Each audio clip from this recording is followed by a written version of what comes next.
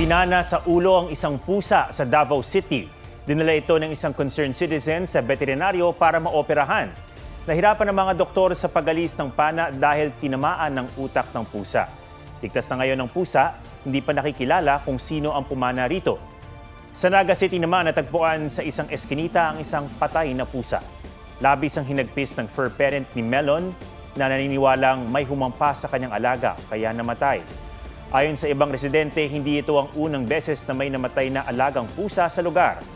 Inaalam pa ng barangay kung sino ang nasa likod ng mga insidente ng animal cruelty.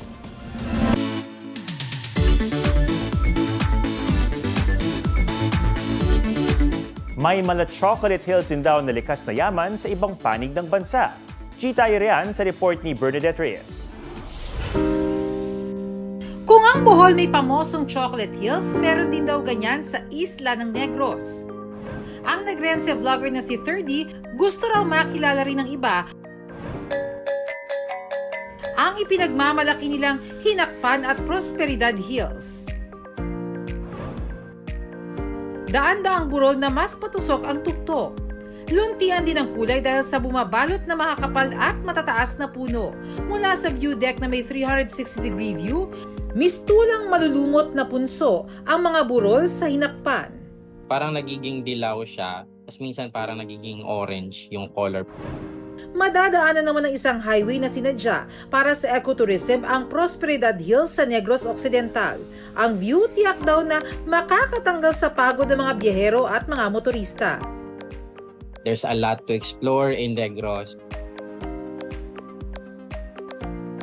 Bernadette Reyes, nagbabalita para sa GMA Integrated News.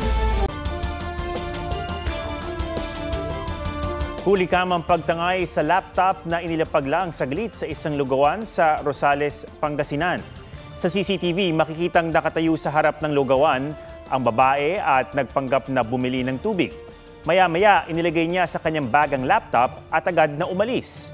Ayon sa biktima, saglit siyang iniwan ang laptop sa tindahan para bumili ng tubig.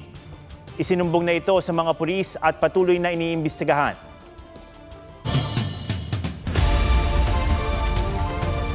Nabulabog ng sawa ang mahimbing na tulog ng isang pamilya sa Tagbilaran City, Bohol. Oo na? Ano yun? Julius yung yagi? Oo. Gutom na.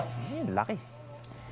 Nakita ng isa sa mga anak ang malaking sawa sa ibabaw ng double deck sa kanilang kwarto. Noong una ay inakala nilang nilooban sila matapos marinig ang nabasag na bintana. Pinagtulungan ng mga taga-Tagbilaran City Fire Station ang pagkuha sa sawa. Posibleng nanggaling daw sa kahuyan ang sawa at nakapasok habang hinahabol ang daga.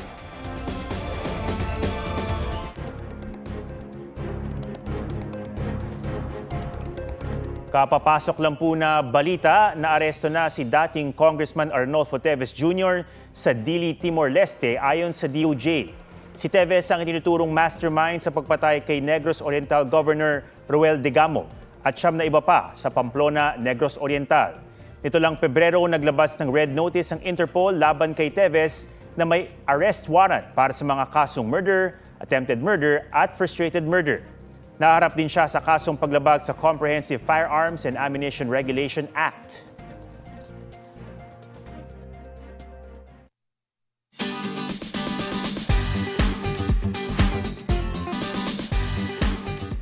Nabalot ng takot ang gabi ng magkasintahan nang napatigil sila sa gitna ng madilim na palayan sa Bulacan.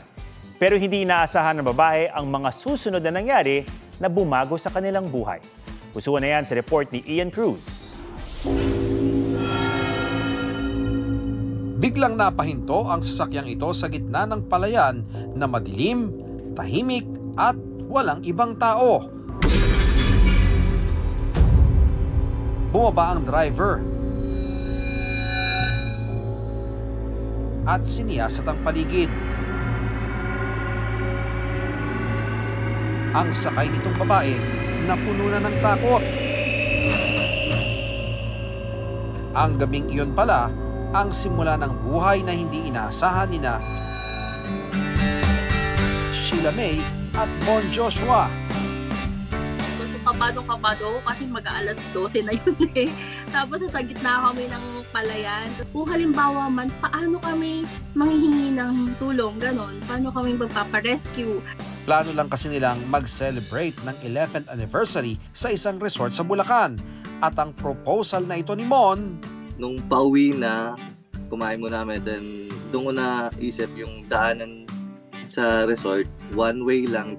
Set up ko na lang yung dashcam, then magpapanggap na lang ako na nasisiraan. Bakit? at si Sheila naman, maliban sa hindi alam ang mararamdaman. Ala, totoo ba to? Doon pa ako sa kabado moment eh. Pero nung medyo nahimasmasan na ako, doon ako na parang, holo, gano'n. Kinilig na ako. Ian Cruz nagbabalita para sa GMA Integrated News.